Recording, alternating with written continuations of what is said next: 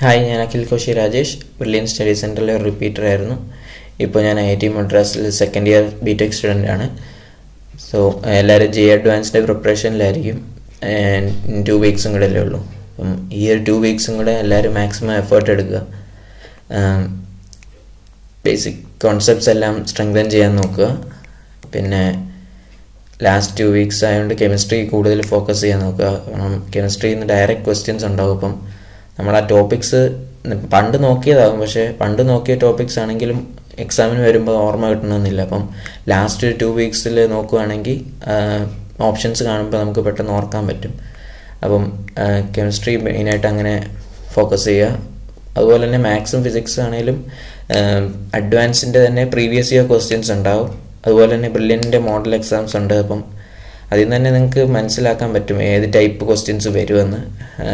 അതോടൊപ്പം ഫ്രീ ടൈമിൽ ഇനി കൂടുതൽ തിയറി പഠിക്കുന്നതിനേക്കാളും കോൺസെപ്റ്റ്സ് ജസ്റ്റ് ആ ബേസിക് കാര്യങ്ങൾ മനസ്സിലാക്കിയിട്ട് പ്രീവിയസ് അഡ്വാൻസ് ക്വസ്റ്റ്യൻസ് പ്രാക്ടീസ് ചെയ്യാൻ നോക്കുക.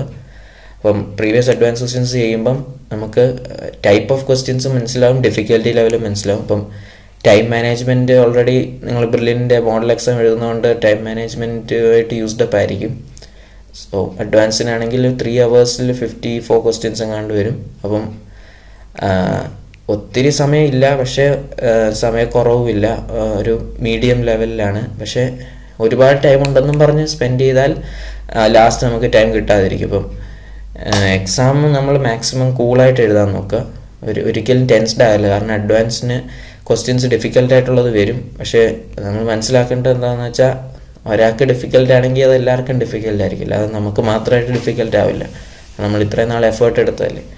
അപ്പം ഫോർ എക്സാമ്പിൾ ഫിസിക്സിലൊരു സെക്ഷൻ ഫുൾ ഡിഫിക്കൽട്ട് ആണെങ്കിൽ അതിന് കോമ്പൻസേറ്റ് ചെയ്യാനായിട്ട് മാത്സിൽ അത് എളുപ്പമാക്കിയിട്ടുണ്ടായിരിക്കും. അപ്പം ഫിസിക്സിലെ ഡിഫിക്കൽട്ട് പോർഷൻസിന് ഡിഫിക്കൽട്ട് ക്വസ്റ്റ്യൻസ് ചെയ്യാനായിട്ട് നോക്കിക്കൊണ്ട് ടൈം വേസ്റ്റ് ചെയ്താൽ മാത്സിലെ സിമ്പിൾ ക്വസ്റ്റ്യൻസ് ചെയ്യാൻ അവസാനം ടൈം കിട്ടാതാവും. അപ്പം ക്വസ്റ്റ്യൻസ് എല്ലാ ക്വസ്റ്റ്യൻസും ഒന്ന് നോക്കിയിരിക്കണം. അങ്ങനെയാണെങ്കിൽ എളുപ്പമുള്ള ക്വസ്റ്റ്യൻസ് ഏതാണെന്ന് കണ്ടുപിടിച്ച് അത് ആദ്യം ചെയ്യാം. അപ്പോൾ അത് ചെയ്ത് കഴിഞ്ഞ് ഒരു ആൻസർ കിട്ടുമ്പോഴത്തെ ഒരു കോൺഫിഡൻസ് വെച്ച് ടഫ് ക്വസ്റ്റ്യൻസിലേക്ക് മൂവ് ചെയ്താൽ ടഫ് ക്വസ്റ്റ്യൻസും സോൾവ് ചെയ്യാനുള്ള ചാൻസസ് കൂടുതലാണ്. അപ്പം ഒരിക്കലും ടെൻഷൻ അടിച്ച് എക്സാം എഴുതരുത്.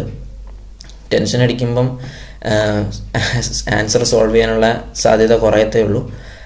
നമ്മൾ ടെൻസ്ഡായിട്ടൊരു എക്സാം എഴുതി അതേ എക്സാം തന്നെ കൂളായിട്ട് എഴുതുകയും ചെയ്താൽ കൂളായിട്ട് എഴുതുന്ന ഒരു എക്സാമിന് കിട്ടുന്ന മാർക്ക് ടെൻസ്ഡ് എക്സാമിനേക്കാളും കൂടുതലായിരിക്കും. അപ്പോൾ ആ ഒരു 10-20 മാർക്സ് കാരണം 2000 to 3000 റാങ്കോ അതിൽ കൂടുതലോ റാങ്ക് വ്യത്യാസം വരും.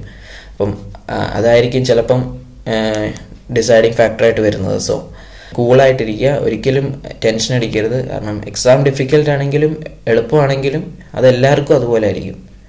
അപ്പോൾ നമ്മൾ നമ്മുടെ മാക്സിമം ട്രൈ ചെയ്യുക, ഓട്ടോമാറ്റിക്കലി റിസൾട്ട് വന്നോളും. അപ്പം ഒരിക്കലും പേടിക്കേണ്ട ആവശ്യമില്ല. സോ അത്രയേ ഉള്ളൂ. എല്ലാവരും കൂളായിട്ട് പോയി അടിച്ചു പൊളിച്ച് എഴുതിയിട്ട് വരിക. All the best. Thank you.